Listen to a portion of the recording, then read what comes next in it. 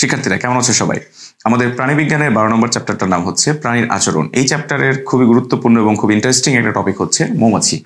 আমরা মনে হয় এমনিতেও বাস্তব জীবনে মৌমাছি আমাদের জন্য খুব ইন্টারেস্টিং একটা জিনিস। আমরা সবাই চিনি এবং মৌমাছি সম্পর্কে আমাদের জানার অনেক আগ্রহ থাকে এবং যতটুকু জানা গেছে মৌমাছি সম্পর্কে যতটুকু তথ্য পাওয়া যায় বা গবেষণাগুলো থেকে যতটুকু জানা যায়, মৌমাছি কিন্তু এমনিতেই অনেক বেশি অন্য জীবদের চাইতে বা তার আর্থ্রোপোডা পর্বের অন্যান্য পতঙ্গদের চাইতে বা কীটপতঙ্গের চাইতে সে কিন্তু অনেক বেশি উন্নত এবং আলাদা এবং অনেক রহস্যময়, এবং তার সম্পর্কে নতুন নতুন তথ্য কিন্তু বিজ্ঞানীরা আবিষ্কার করতেছে এবং আমাদের জন্য যেটা হচ্ছে অনেক ক্ষেত্রে অনেক গবেষণার ক্ষেত্রেও কাজে লাগে। এই মৌমাছির কিন্তু অন্যান্য জীবদের তুলনায় বা আমরা বলতেছি যে আর্থ্রোপোডা পর্বের অন্য কীটপতঙ্গের তুলনায় সে অনেক বেশি উন্নত। তার একটা বড় কারণ হচ্ছে সে একটা সামাজিক জীব এবং তারা মৌমাছির চাকগুলোতে সাধারণত 3 ধরনের মৌমাছি পাওয়া যায় এবং যে এই 3 ধরনের মৌমাছিরা তাদের কাজ কিন্তু ভিন্ন ভিন্ন, তাদের কাজগুলো কিন্তু ভাগ করে দেওয়া থাকে বা ডিস্ট্রিবিউটেড।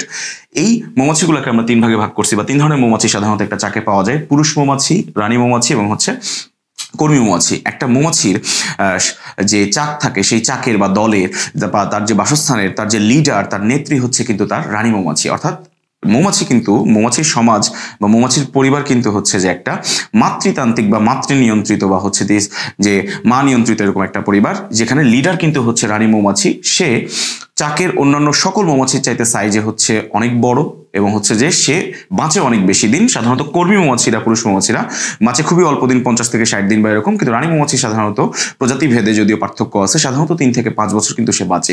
3 ধরনের মৌমাছির ভিতরে কিন্তু রানী এবং যে কর্মী মৌমাছি স্ত্রী মৌমাছি, ফিমেল, দুইজনেই অ্যাডাল্ট ফিমেল মৌমাছির কথা আমরা বলতেছি। আর পুরুষ মৌমাছি কিন্তু একটা পুরুষ মৌমাছি অবশ্যই একমাত্র পুরুষ গ্রুপ বা পুরুষ মৌমাছি এবং বাকি দুজন কিন্তু দুইজনেই স্ত্রী হওয়া সত্ত্বেও এখানে কিন্তু কিছু ইন্টারেস্টিং বা যে মজার কিছু পার্থক্য আছে।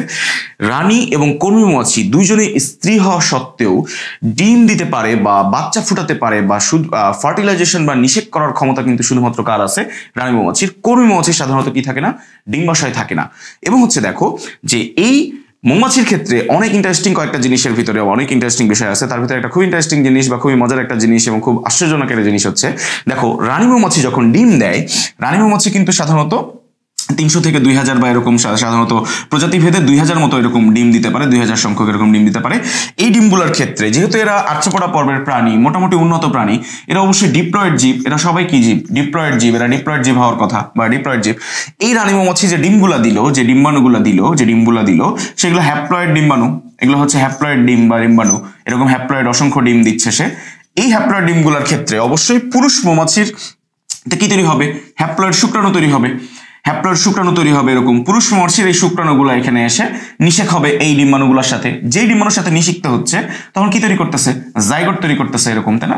আমরা জানি যে পৃথিবীর সকল জীবের ক্ষেত্রেই আমরা এরকম জানি যে ডিম্বাণু এবং শুক্রাণু মিলে বা পুংগ্যামিট এবং স্ত্রী গ্যামিট মিলে কি তৈরি হবে? অবশ্যই এরকম জাইগোট তৈরি হবে। এই জাইগোটটাই ওই জীবের প্রথম যে কোষ, যেটার বৃদ্ধির মাধ্যমে, যেটার বিভাজনের মাধ্যমে একটা আবার পূর্ণাঙ্গ ওই প্রাণী আস্তে আস্তে ধীরে ধীরে মাইটোসিস কোষ বিভাজনের মাধ্যমে, পরিবর্তনের মাধ্যমে তৈরি হবে। এখন দেখো এই জাইগোটটা মজার জিনিস দেখো খুব আশ্চর্যজনক জিনিস এই জাইগোটটা কিন্তু সবসময় কি? ফিমেল। এটা কিন্তু সবসময় স্ত্রী জাইগোট এবং এটা সবসময় স্ত্রী জাইগোট এবং এই জীবটা পরবর্তীতে কি হবে? স্ত্রী মৌমাছি হবে। খেয়াল করো, এখানে যদি যতগুলা ডিম থাকুক না কেন, যদি যতগুলা নিষিক্ত হবে অর্থাৎ শুক্রাণু যেটার সাথে মিলে জাইগোট তৈরি করবে, শতভাগ জাইগোট কি এখানে কিন্তু সবগুলা জাইগোটই স্ত্রী। অর্থাৎ এখানে যে বাচ্চাটা তৈরি হচ্ছে, এরপরে যে বিভাজিত হয়ে ছোট একটা বাচ্চা তৈরি হবে। আমরা জানি যে পোকাদের ক্ষেত্রে বা পতঙ্গদের ক্ষেত্রে এরকম লার্ভা তৈরি হয়। তোমার যে লার্ভাগুলো যেগুলো তৈরি হবে, এই ক্ষুদ্র প্রাণীগুলা, এই জীবগুলো সবগুলাই স্ত্রী। খুব আশ্চর্যজনক জিনিস না? এরা সবাই স্ত্রী। তাহলে পুরুষ আসতেছে কোত্থেকে? এখানে একটা ইন্টারেস্টিং জিনিস যে মৌমাছির ক্ষেত্রে যে ঘটনাটা ঘটে, মৌমাছির ক্ষেত্রে তার জাইগোটগুলা, যে বাচ্চাগুলো তৈরি হলো নিষেকের মাধ্যমে, সেগুলো সবগুলোই স্ত্রী মৌমাছি, বাচ্চা বা লার্ভা। তাদের ভিতরে বিশেষ পদ্ধতিতে এক ধরনের রাজকীয় জেলি বলি আমরা, যেটা আমরা এই চ্যাপ্টারের ডিটেলস যখন পড়বো তখন আমরা শিখবো। সেটা খাওয়ানোর মাধ্যমে সে কিসে পরিণত হয়? সে রানীতে পরিণত হয়ে যায়।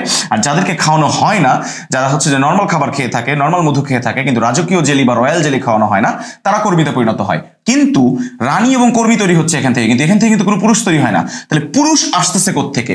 মজার জিনিস কি যে পুরুষ মৌমাছির সৃষ্টি হয় কোনো পুরুষ মৌমাছি ছাড়া। আসলে কেমনে? দেখো, যে রানী মৌমাছির যে ডিমগুলো নিষিক্ত হয় না, রানী মৌমাছি কিন্তু এগুলো তার সুবিধা মতো হচ্ছে যে নিষেক করতে পারে, রেখে দিতে পারে, পরবর্তীতে নিষেক করাইতে পারে। কিন্তু যেগুলো ধরো নিষেক হইলো না, যেগুলো নিষিক্ত কখনোই করলো না, এই ধরো যে এই ডিম্বাণুগুলো নিষিক্ত হলো না, কোনো শুক্রাণু এই ডিম্বাণুর সাথে মিললো না, এই ডিম্বাণুগুলা যদি মাইটোসিস কোষ বিভাজন শুরু করে, তাহলে কি ছিল? এটা এন ছিল। তাহলে নতুন যে দেহটা তৈরি হবে, নতুন যে পোকাটা তৈরি হবে, সেই পোকাটার কোষগুলা কি হবে? এনই হবে, হ্যাপ্লয়েড। এবং এই পোকাটা, এই পতঙ্গটা বা পোকাটাই আসলে কিসে পরিণত হবে? পুরুষ মৌমাছিতে। অর্থাৎ মজার জিনিস হচ্ছে, পুরুষ মৌমাছি হচ্ছে সাধারণত হ্যাপ্লয়েড মৌমাছি। অর্থাৎ পুরুষ মৌমাছি তার স্ত্রী সদস্যগুলা ডিপ্লয়েড, কিন্তু পুরুষ সদস্যটা হচ্ছে কি?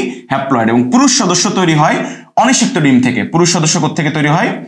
অনিষিক্ত ডিম থেকে। পুরুষ সদস্য তৈরি হচ্ছে অনিষিক্ত ডিম্বাণু থেকে, অনিষিক্ত ডিম থেকে। অর্থাৎ এখানে পুরুষের কোনো ভূমিকা নাই, পুরুষের শুক্রাণু ছাড়াই তৈরি হয় কে? পুরুষ তোমার হচ্ছে মৌমাছি। সাধারণত এই ব্যতিক্রম জিনিসটাকে, এই ঘটনাটাকে বলা হয় কি? পার্থেনোজেনেসিস, যেটা আমরা উদ্ভিদের প্রজনন চ্যাপ্টারে বা অন্যান্য জায়গায় পড়ছি বা পড়বো বা ডিটেলস আমরা জানবো। আমরা প্রাণী জগতের ক্ষেত্রে খুব ব্যতিক্রম ভাবে শুধু মৌমাছির কয়েকটা প্রজাতির ক্ষেত্রেই কিন্তু এরকম পার্থেনোজেনেসিস বা নিষেকবিহীন জীব তৈরি হওয়ার ব্যাপারটা পাওয়া যায়। সাধারণত এটা উদ্ভিদের ক্ষেত্রে হচ্ছে যে মোটামুটি কমন, বা অনেক উদ্ভিদের ক্ষেত্রে দেখা গেল, প্রাণীতে সাধারণত দেখা যায় না। এই অদ্ভুত জিনিসটা, ব্যতিক্রম জিনিসটা, এবং পুরুষ ছাড়াই পুরুষ সৃষ্টি হওয়ার এবং তার অন্য সদস্যরা ডিপ্লয়েড কিন্তু সে হ্যাপ্লয়েড সৃষ্টি হওয়ার এই প্রক্রিয়াটাকে আমরা বলি পার্থেনোজেনেসিস।